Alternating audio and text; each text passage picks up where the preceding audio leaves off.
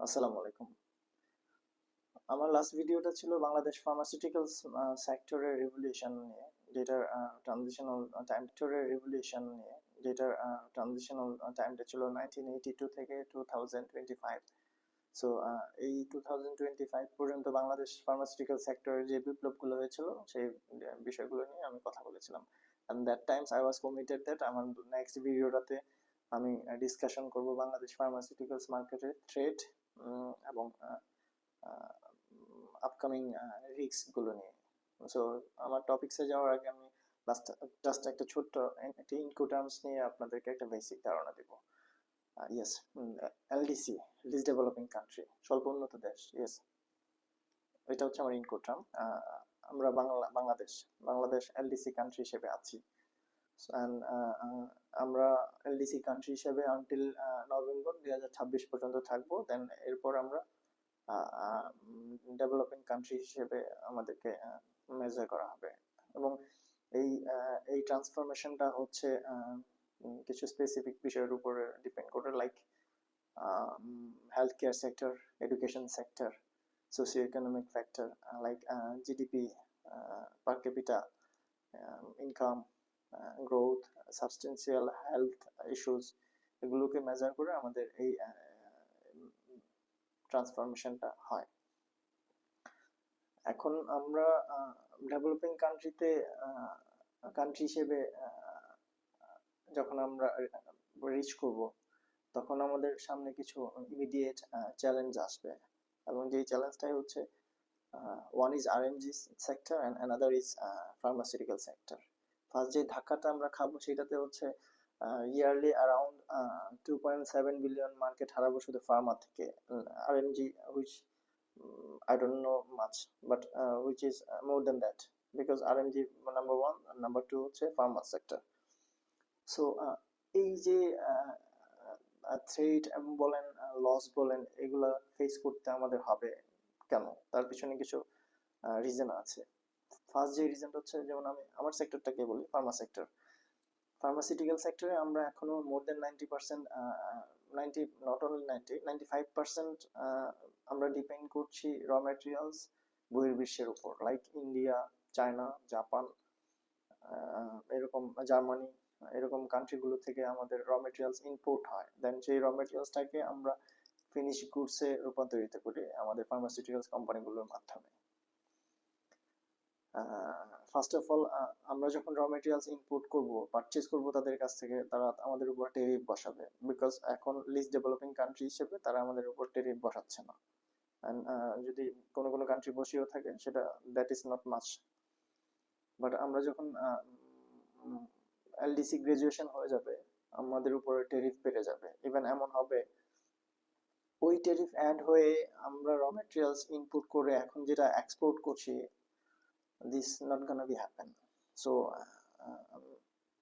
First যে ইম্প্যাক্টটা আসবে সেটা this is massive. And number two,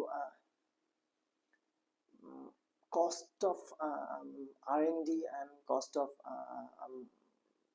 pharmaceutical development. Yes, like আমি সহজ ভাষায় বলতে গেলে হচ্ছে মেশিনারিজ পারচেজ করবেন।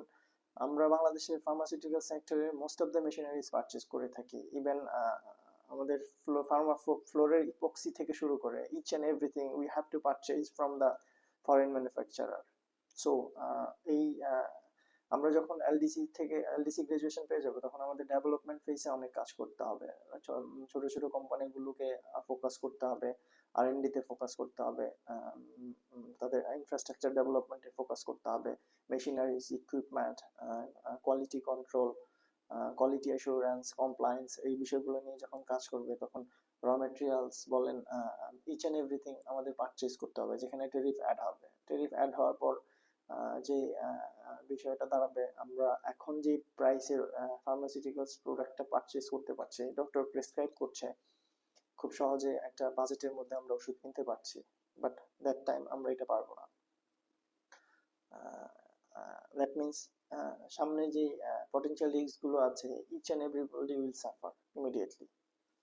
সো টা 1982 পর হয়েছিল। এমএনসি কোম্পানিগুলো চলে যেতে বাধ্য হয়েছিল ছোট ছোট কোম্পানিগুলোর জন্য, বাংলাদেশের লোকাল কোম্পানিগুলোর জন্য।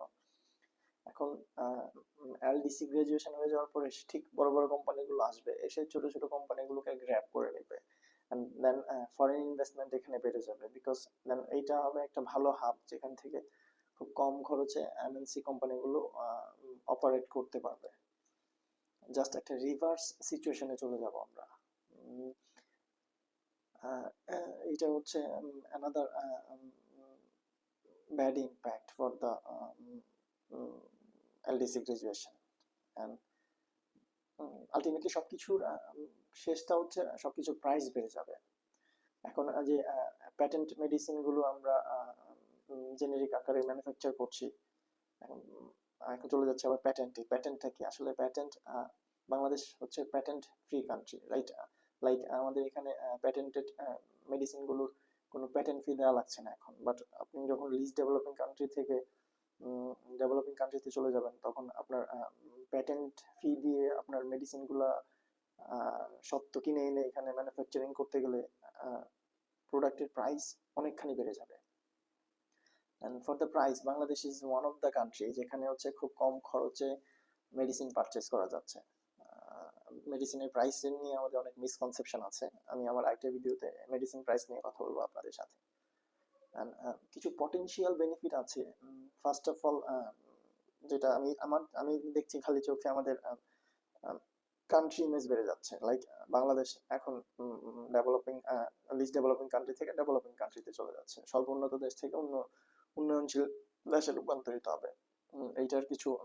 এইটার বাস্তব উদাহরণ হচ্ছে যেমন মালদ্বীপস 2011-এ তারা ডেভেলপিং কান্ট্রিতে গিয়েছে এবং তারা ফিশ এক্সপোর্টে এটার একটা পটেনশিয়াল বিগ বেনিফিট তারা তৈরি করেছে।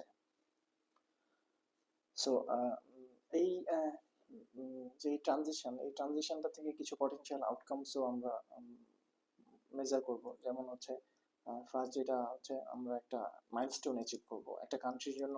It's a big milestone that this developing country থেকে ডেভেলপিং কান্ট্রিতে যাওয়া। সো ফার্স্ট অফ অল এই ডিজায়ারটা আমাদের মধ্যে আসবে। সেকেন্ড হচ্ছে ইমিডিয়েট একটা নেগেটিভ ইম্প্যাক্ট আসার পরেও আমরা হচ্ছে কিছু জিনিসের উপর ফোকাস করবো, like API manufacturing, active pharmaceuticals ingredients manufacturing এ আমরা ফোকাস করব। That means we have to bound to do this, because আমাদের ইনপুটের উপর ডিপেন্ডেন্সি কমিয়ে আনতে হবে। বিকজ আমরা তখন যেই প্রাইসে ইম্পোর্ট করব, সেই প্রাইসে ইম্পোর্ট করার চেয়ে আমরা চিন্তা করব এখন যে লোকাল ফার্মাসিউটিক্যালস ম্যানুফ্যাকচারার আছে তারা সবাই হচ্ছে ফোকাস করছে ইম্পোর্ট করে ফিনিশ গুডস তৈরি করার। তখন সবার ফোকাস থাকবে নিজস্ব সক্ষমতায় ফার্মাসিউটিক্যালস অ্যাক্টিভটাকে প্রডিউস করে কস্ট ইফেক্টিভ ওয়েতে প্রোডাকশন করা। এবং এপিআই ইন্ডাস্ট্রিতেও আমাদের ইনভেস্টমেন্ট বেড়ে যাবে, কোম্পানিগুলো R&D তে এবং যে পটেনশিয়াল দ্যাট মিনস যে রিলেভেন্স, কমপ্লায়েন্স এন্ড কোয়ালিটি ইস্যুগুলোতে ফোকাস করবে এবং নতুন মার্কেটে অ্যাক্সেস করার জন্য চেষ্টা করবে কোম্পানিগুলো এবং নিজস্ব সক্ষমতায় এই বিষয়গুলোতে একটা ইম্প্রোভাইজেশন আসবে। সো ফার্স্ট অফ অল আমি যে টপিকটা নিয়ে কথা বলেছিলাম এবং আমি যেখানটাতে এসে কনক্লুড করলাম, it's a huge transitional period that's happened and that's going to be happened. So আমি অ্যাজ এ ফার্মাসিস্ট আমি চাইবো হয়তো আমার জায়গা থেকে এই গ্রাজুয়েশনটা আরো এক্সটেন্ড হোক। Basically it's a political diversification. এইটা আমি যখন আমার ক্যারিয়ার গ্রো আপ থেকে শুনে আসতেছি, এইটা আমাদের এই ট্রানজিশনাল পিরিয়ডটা এক্সটেন্ড হচ্ছে এবং এইটাকে আমরা ইউটিলাইজ করতে পারছি প্রপারলি, বেসিক্যালি R&D তে এবং ফার্মাসিউটিক্যাল সেক্টরে। আমরা বিলিয়ন অফ ডলার্স আমরা এক্সপোর্ট করে বাংলাদেশের রেমিটেন্স বলেন এবং ফিনান্সিয়াল স্ট্যাবিলিটিটাকে এনশিওর করছি।